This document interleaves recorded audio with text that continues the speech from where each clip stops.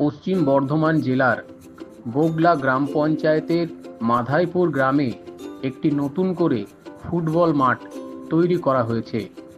পাশাপাশি সরস্বতী পুজো উপলক্ষে আজকের এই দিনে মাধাইপুর গ্রামের সিনিয়র এবং জুনিয়র দুটি ক্রিকেট দল দ্বারা একটি ক্রিকেট ম্যাচের আয়োজন করা হয়েছিল। এই দিন এই খেলা দেখতে বহু সংখ্যক মানুষ উপস্থিত হয়েছিল এই মাঠে। খেলাটিতে মোট 3টি ম্যাচ অনুষ্ঠিত হয়, কিন্তু শেষ পর্যন্ত ফাইনাল খেলায় জয়ী হয় মাধাইপুর জুনিয়র ক্রিকেট দল। এই দিনের এই খেলা দেখতে প্রধান অতিথি হিসাবে উপস্থিত ছিলেন গোগলা অঞ্চল সভাপতি গৌতম ঘোষ। এদিন গৌতম ঘোষ বলেন, বাংলার মুখ্যমন্ত্রী মমতা বন্দ্যোপাধ্যায়, সর্বভারতীয় সভাপতি অভিষেক বন্দ্যোপাধ্যায়ের অনুপ্রেরণায় এবং যার নির্দেশে এই খেলার আয়োজন পশ্চিম বর্ধমান জেলা তৃণমূল কংগ্রেসের সভাপতি তথা পাণ্ডবেশ্বরের বিধায়ক নরেন্দ্রনাথ চক্রবর্তীর নির্দেশ মতো আজকে মাধাইপুর গ্রামে তরুণ সমিতি ক্লাবের পক্ষ থেকে সরস্বতী পুজো উপলক্ষে একটি ক্রিকেট ম্যাচের আয়োজন করা হয়েছিল। পাশাপাশি এদিন তিনি ক্রিকেট ম্যাচে উপস্থিত হয়ে বর্তমানে মোবাইলে আসক্ত যুব সমাজকে মাঠে ফিরে আসার আহ্বান জানান এবং তাদের শারীরিক সুস্থতা বজায় রাখার উদ্দেশ্যে মাঠে আসার পরামর্শ দেন। এটা হচ্ছে আমার গ্রাম, গোগলা অঞ্চলে মাধাইপুর হচ্ছে আমার গ্রাম। বাংলার মুখ্যমন্ত্রী মমতা বন্দ্যোপাধ্যায় অনুপ্রেরণায়, সর্বভারতীয় সাধারণ সম্পাদক অভিষেক বন্দ্যোপাধ্যায় অনুপ্রেরণায় আর যার নির্দেশ, তিনি হচ্ছে আমাদের অভিভাবক পশ্চিম বর্ধমান জেলা তৃণমূল কংগ্রেসের সভাপতি তথা পাণ্ডবেশ্বর বিধানসভার বিধায়ক নরেন্দ্রনাথ চক্রবর্তীর নির্দেশ মতো আজকে মাধাইপুর যে আমাদের ক্লাব তরুণ সমিতি, সেই তরুণ সমিতির পক্ষ থেকে সরস্বতী পুজো উপলক্ষে আমাদের নতুন করে ফুটবল মাঠ তৈরি হচ্ছে বা ক্রিকেট মাঠ।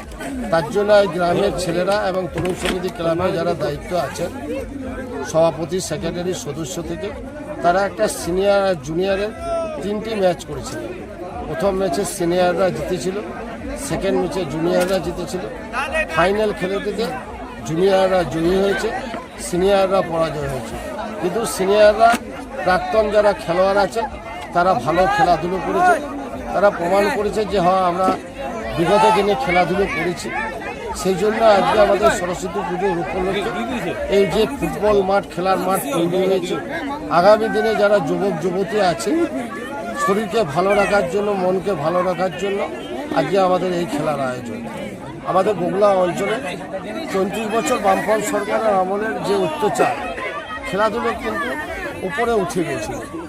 বাংলার মুখ্যমন্ত্রী মমতা বন্দ্যোপাধ্যায়ের সরকার আসার পর তৃণমূল কংগ্রেস প্রত্যেকটি ক্লাবকে কিন্তু 5 লক্ষ টাকা করে অনুদান যে আবার যেন ছেলেমেয়েরা খেলাটা আগ্রহী হয়, প্রত্যেকজন যেন মাঠে যায়। এবং আমাদের বিধায়কও নির্দেশ দিয়েছিলেন, আপনারা জানেন, দিদি একটা খেলা দিবস ঘোষণা করেছে 16ই আগস্ট। আমরা খেলা দিবস দিনে পালন করি।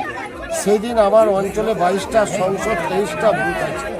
সেখানে আমরা 100-র উপর ফুটবল তুলে দিয়েছি এবং ব্যাট দিয়েছি, তার সাথে বল দিয়েছি।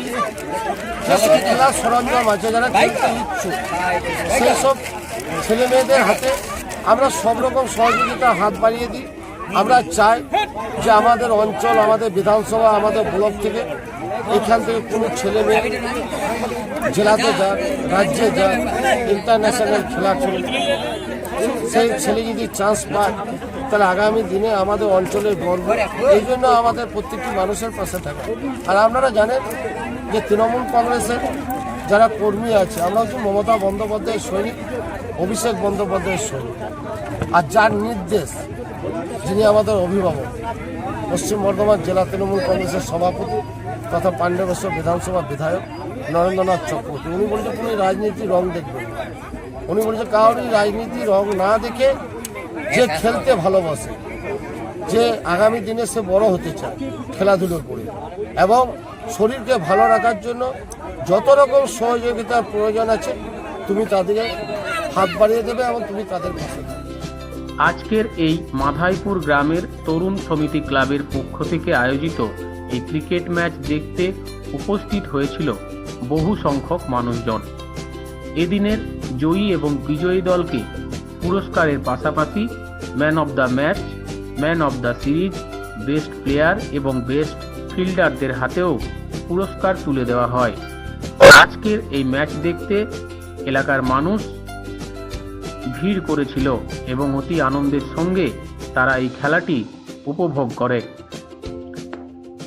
বগুড়া থেকে অনন্ত রুইদাসের রিপোর্ট, অ্যাক্টিভেস্ট বাংলা।